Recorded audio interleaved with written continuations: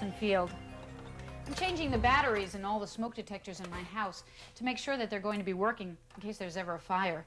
Smoke from fires spreads very fast, and when the smoke from a fire sets off this alarm, we all know we have to get out quickly and call 911 from outside.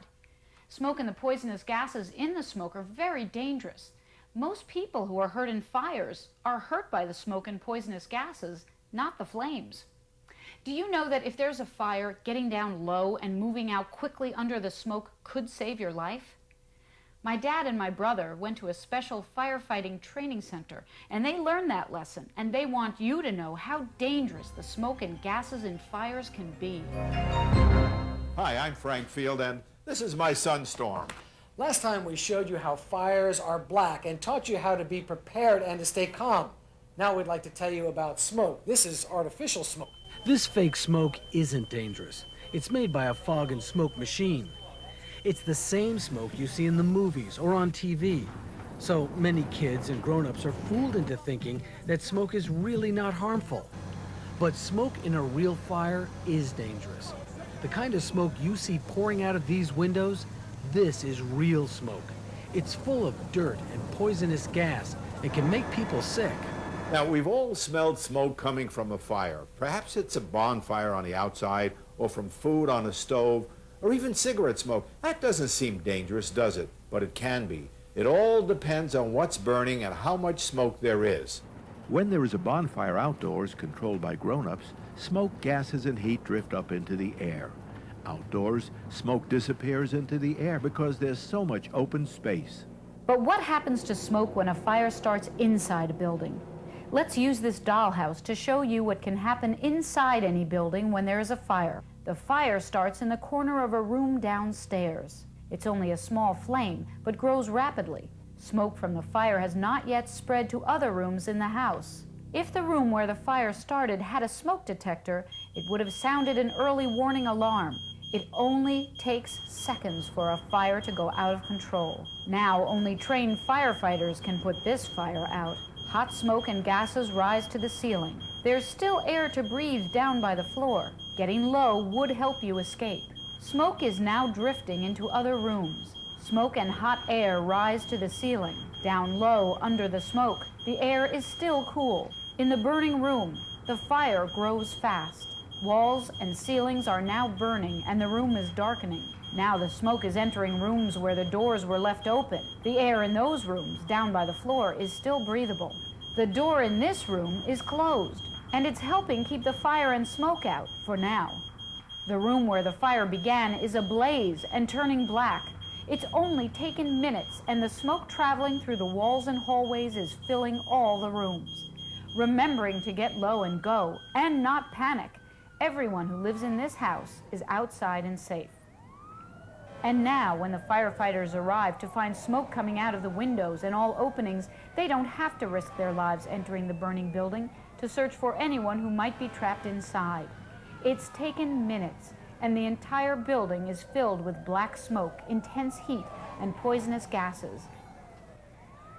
And if you breathe the smoke from that kind of fire, it will make you ill. Even firefighters who breathe this smoke get sick. But when firefighters do enter buildings to rescue people and fight a fire, they always wear face masks to protect themselves against the smoke. In addition, they carry tanks of fresh air on their backs and breathe that fresh air through a mask. It's a dangerous job. This fire was set by a child who played with matches. Firefighters must risk their lives every day. Firefighters know that children and older people are the ones who are most often injured in a fire because children and seniors are not as strong and as quick as grown-ups.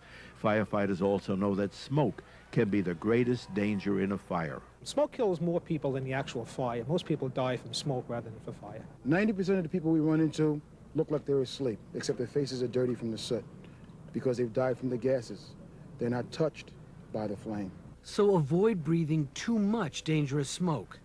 Don't stand up with your head in the hot smoke. Get down low and go. Down on the floor, the air is cooler and cleaner. That's what one 12-year-old boy did in this fast-moving fire.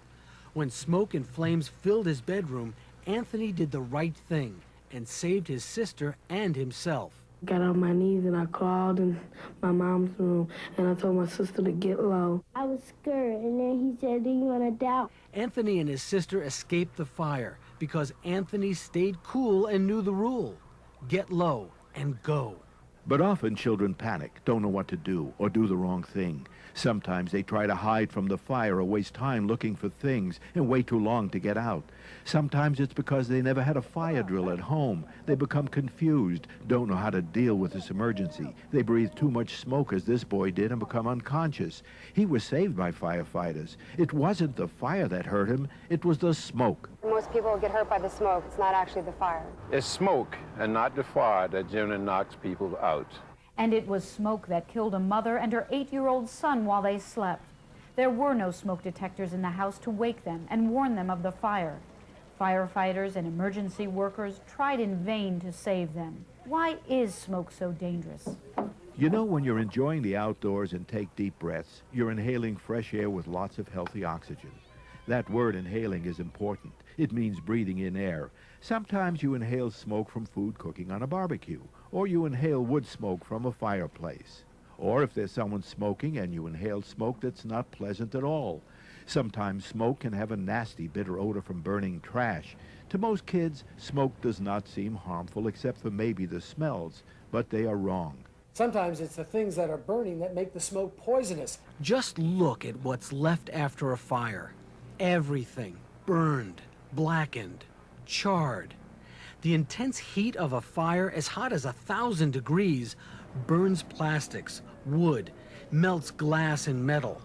And whenever this happens, the air becomes filled with many kinds of poisonous gases carried in the smoke. No matter what burns, there is one thing in all fires that can make you sick or even kill you. It's like air. You can't see it. You can't smell it. It's a gas called carbon monoxide. Everything that burns sends carbon monoxide into the air. Cars and trucks burn gasoline, and carbon monoxide comes out of the tailpipes.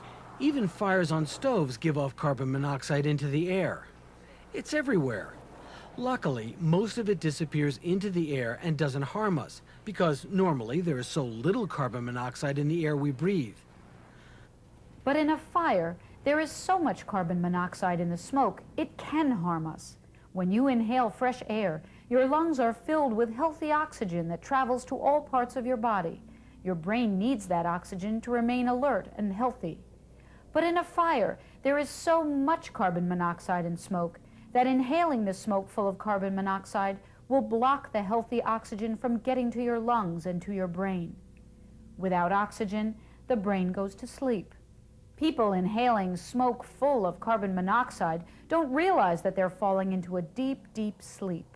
With no oxygen, the brain stops working. That's why a smoke detector is so important to warn you of this dangerous smoke, full of carbon monoxide and other dangerous gases.